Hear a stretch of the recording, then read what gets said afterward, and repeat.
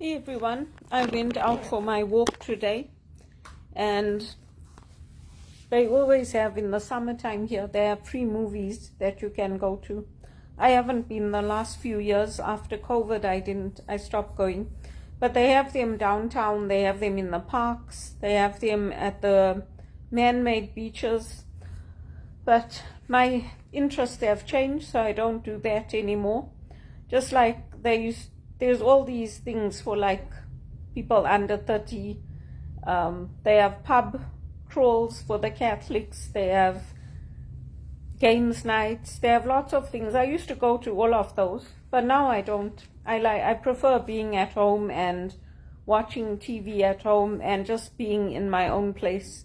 I don't like going out and coming back late, unless it's like for a Sting concert or something like that, and that's once in a blue moon. So I've been very blessed, despite the fact that I've been unemployed. Sometimes when people get laid off, they land up not having anything at all, no social life at all. For me, I've had the church, so at least I've had the church events to go to. I've been invited, I've been included, and I haven't been left to rot, so to speak. I also have been part of the HRPA events, so I always join the webinars online. I don't go to the ones where you have to go downtown that often. They used to have them at their offices and at the Air Canada Centre.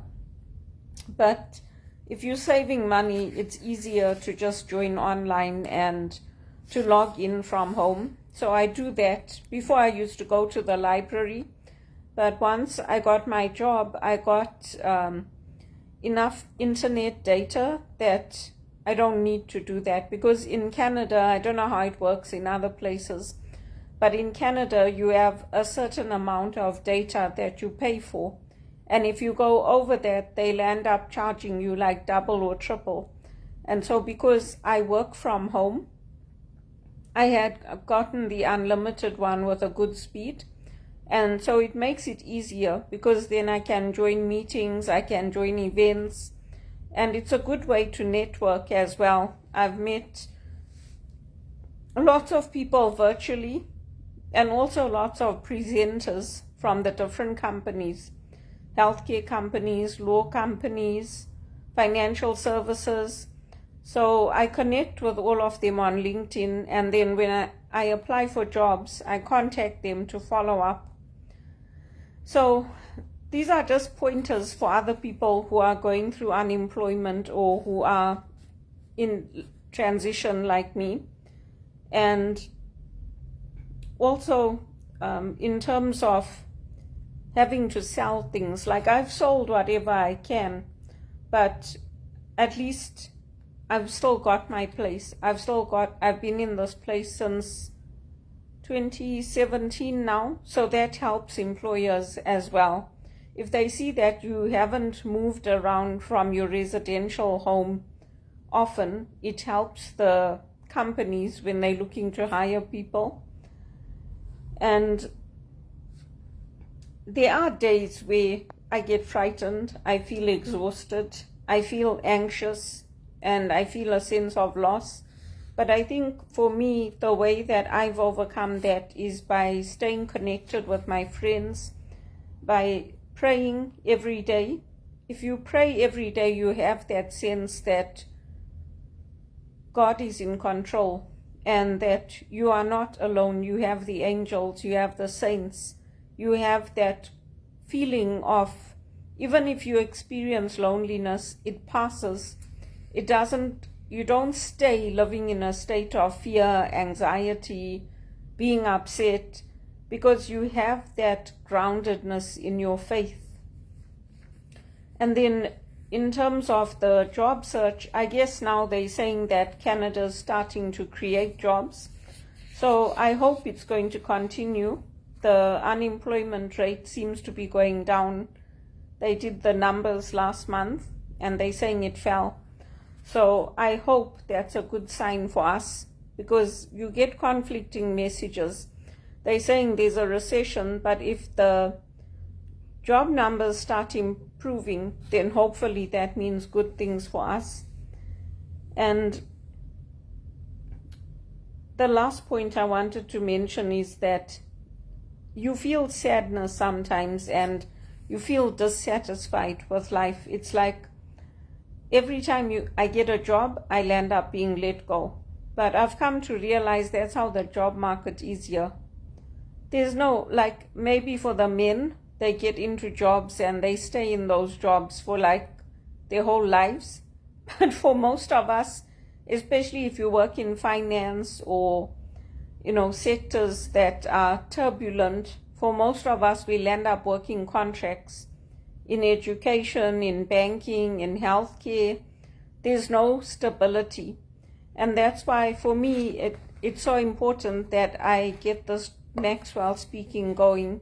And that's why I'm also making these videos, because they say, oh, you need to learn how to communicate. But even today I met with the Career Foundation, I told them I know how to communicate.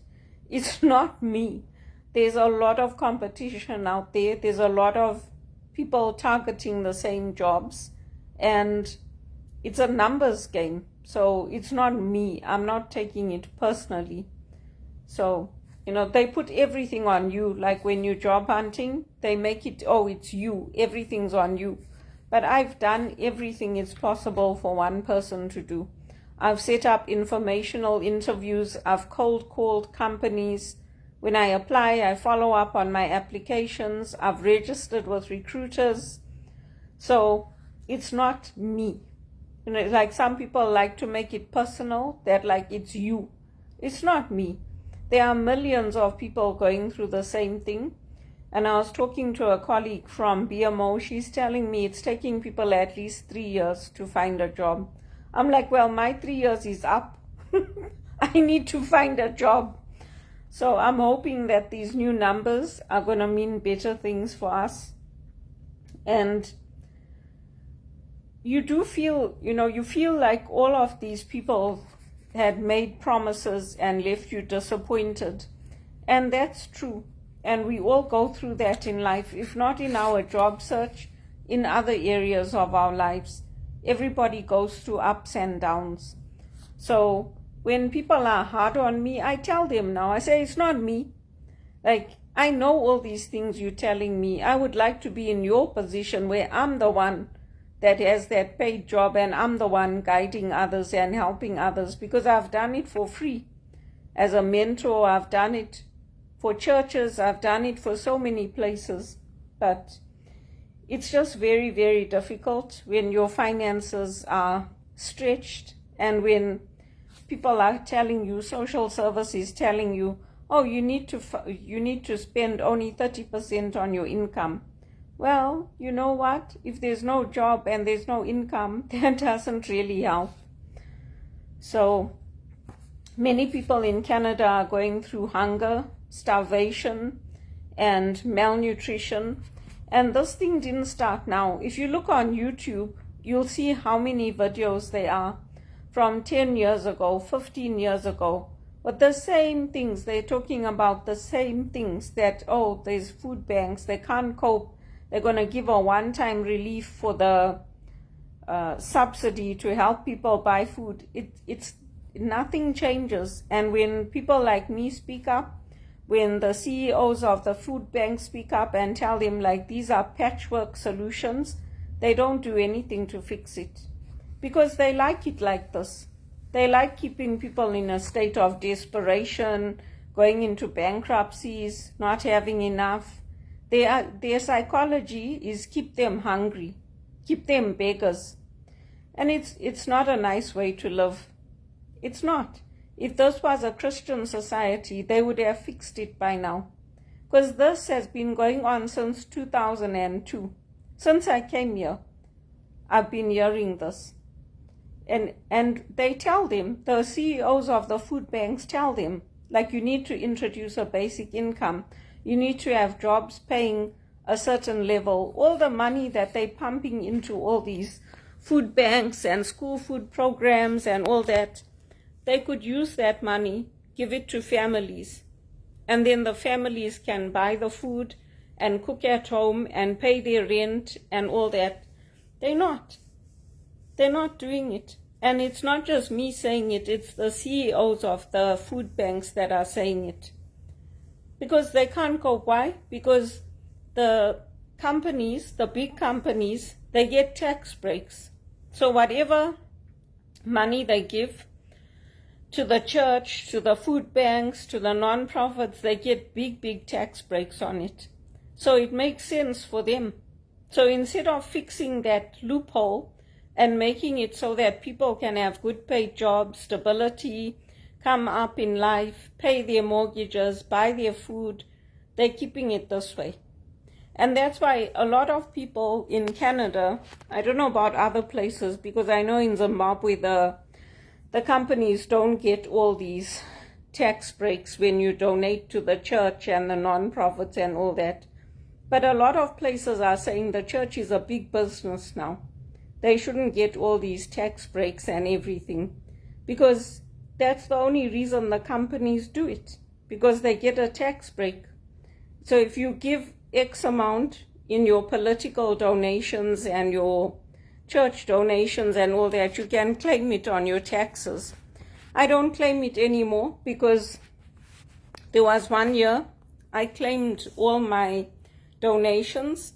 They made a mistake, and then they said, you made a mistake and you owe us 1,500. So it was like one thing after the other, because first they demanded everybody pay back the COVID payments. So we were told at work, we don't know what's going to happen to you guys' jobs. Go home and claim this benefit, and then we will contact you over the next week to tell you what's happening. So we all went home, we all claimed it, and then they put liens on us. They said, if you don't pay it, we're going to come and put you in jail. So they had to do that. Then after that, the next year, there was that thing. Oh, there's a mistake on your taxes. You have to pay back this 1,500. So on minimum wage, I had to make this arrangement on top of all my expenses and pay that back. So it's like, why do you even give the tax break in the first place?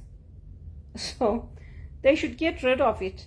A lot of people are saying they should just get rid of it, because that's why they're doing it. That's why they're not pumping the money into basic incomes, they could put that money, just like how they give this one-time benefit, they could put all that money into getting people above the poverty line.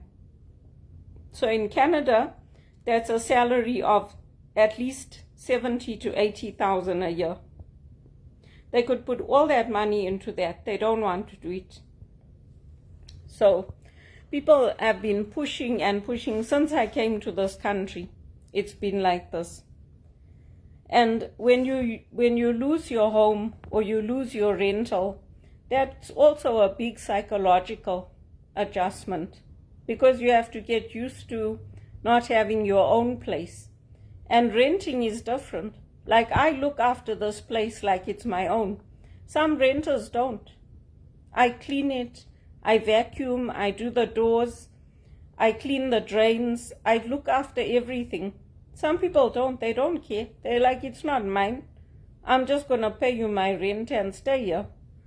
But it's a big adjustment when you lose your property.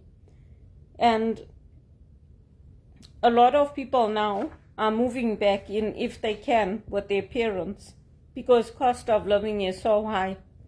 So it might seem like, well, what is that? Because people do it all the time in some, like all the Indian families, we live together, we stay with our parents, we stay with our grandparents. Here they don't do that. So as soon as you're like an adult, you have to move out, you have to get your own place. It's like a very different psychological way of living. And if you're living with your parents or your siblings, they look down on it. For those of us who come from Africa or India, it's not a big deal. Like, we actually prefer to stay with our siblings or stay with our parents and to combine the incomes, and it's not a big deal. But here it is, and people don't take favorably to it in Canada. But a lot of us who come from Africa still do it. You'll find that like the Nigerians, people from Ghana, they all stay, they'll get a house and then they'll share that house and they'll all stay together. So it's a big adjustment when you lose your job if you don't have the option to do that, because I also tried. I tried to see if there's friends I can stay with, people from the church. There's nothing. So for me, it's very important that I find a good paid job as soon as possible, and I'm not giving up. And then the other thing is that some people, they lose all their friends. I lost all my friends when I was living at Roosevelt Gardens. It was like they knew that something was going to happen. But I made new friends, and I've still got friends through the church. I've got people I socialize with, I can go out with. So that's a blessing for me. And a lot of my old friends, all of you guys who are connected with me, you all stayed in touch with me.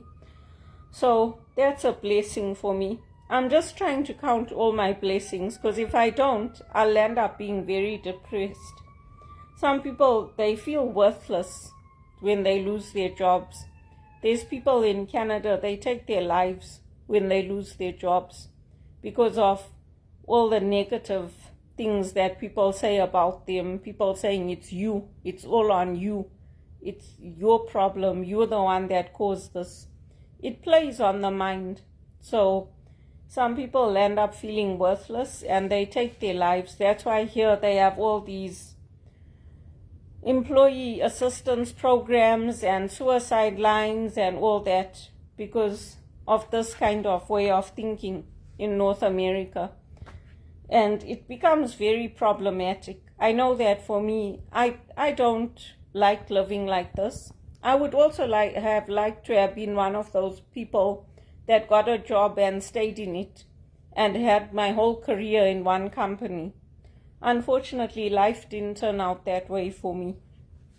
So those feelings of hopelessness and joblessness, it does help when you have a good community network and when you can do things.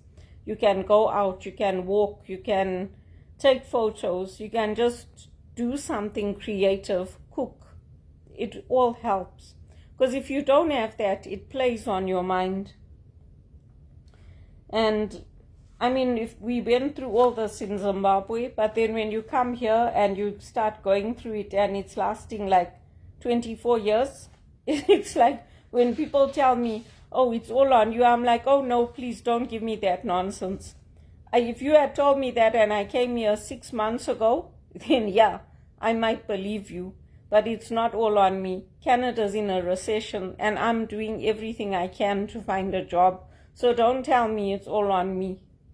Because you get sick of it. I get sick of it. And some people think that, oh, you lose your joy in life. There's no meaning without work. There's nothing. That's not the case. There's a lot of meaning in life outside of work. But unfortunately, we all need money to live. We need money to pay our rent. We need money to buy food. That's why we work.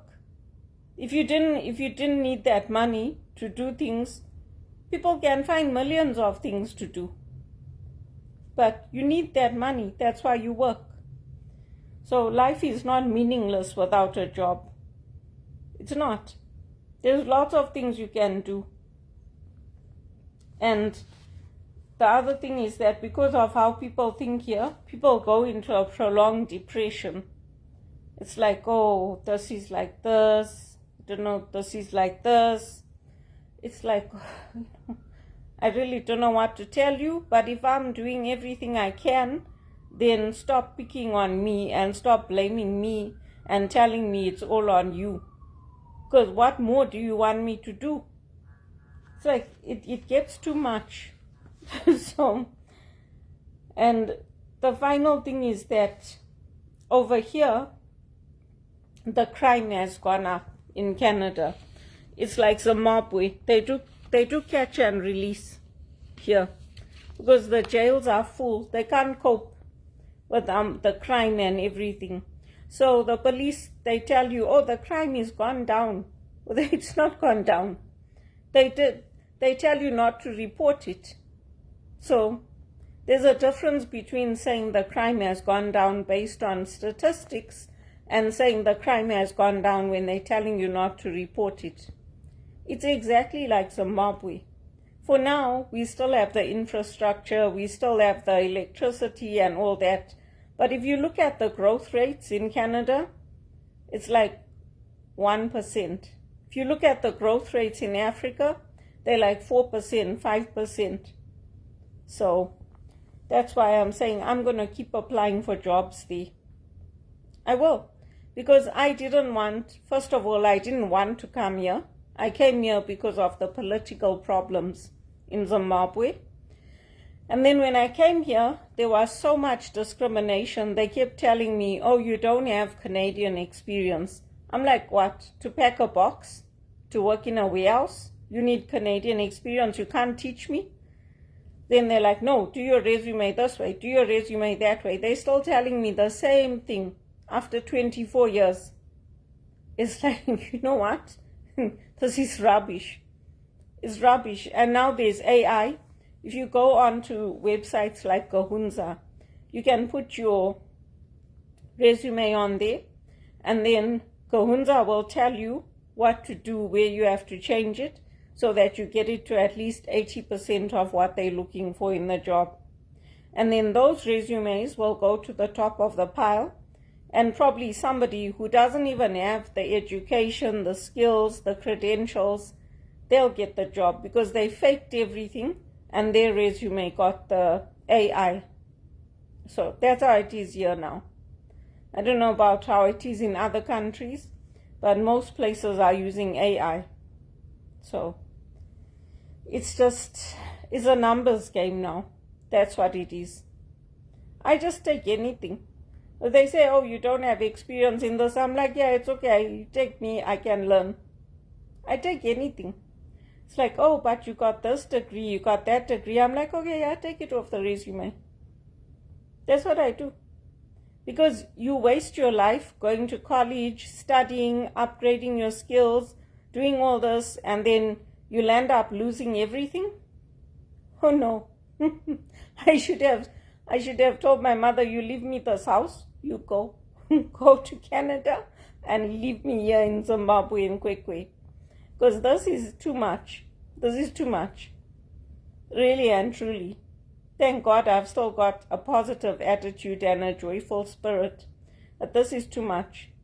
To always be put back into square one and to have nothing, no savings, no property, no nothing. They should tell people who are coming to Canada, if you're coming to Canada, don't expect to buy a property, don't expect a good paid job. We just want you to have all the education and experience to get into the country.